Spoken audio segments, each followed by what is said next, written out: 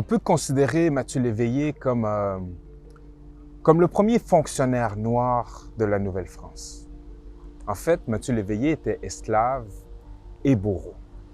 À une époque où est-ce que le bourreau était une personne mal aimée, c'était un exclu, il était isolé, marginalisé, ostracisé. Personne ne parlait au bourreau, personne ne voulait être bourreau. Et donc, en 1733, on ne trouve pas de bourreau, alors on décide d'acheter un esclave pour remplir l'office de bourreau. On s'en va en Martinique, acheter un homme condamné à mort pour s'être sauvé 3 fois. Il s'appelait Mathieu Léveillé. Donc, on entre dans son cachot puis on lui donne le choix. On dit, écoute, soit qu'on te tue ou soit que tu vas tuer les gens au Canada. Donc, Mathieu Léveillé décide de venir ici. Il arrive à Québec et quelques mois plus tard, va faire sa première exécution. Il va exécuter Marie-Joseph Angélique, l'esclave la plus connue de notre histoire, condamnée à mort pour un incendie à Montréal en 1734.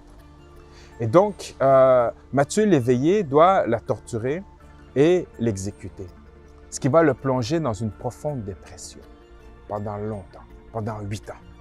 À tel point qu'à un moment donné, en 1742, on vient le voir, puis on dit, bon, ben écoute, là, tu es tout le temps dépressif, tu sais quoi? On va t'acheter une femme. Et donc, on s'en va en Martinique, acheter une esclave condamnée à mort pour s'être sauvée 3 fois. Elle s'appelait Angélique Denise. Donc, on rentre dans son cachot, et on lui donne le choix. On dit, écoute, soit qu'on te tue, ou soit que tu vas marier celui qui tue les gens au Canada.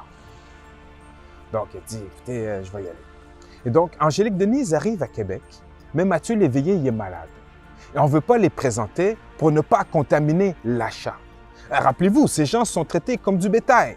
Et donc, on ne veut pas l'avoir acheté et puis qu'elle meure de la maladie contractée par Mathieu Léveillé. Et donc, on attend, et Mathieu Léveillé décède.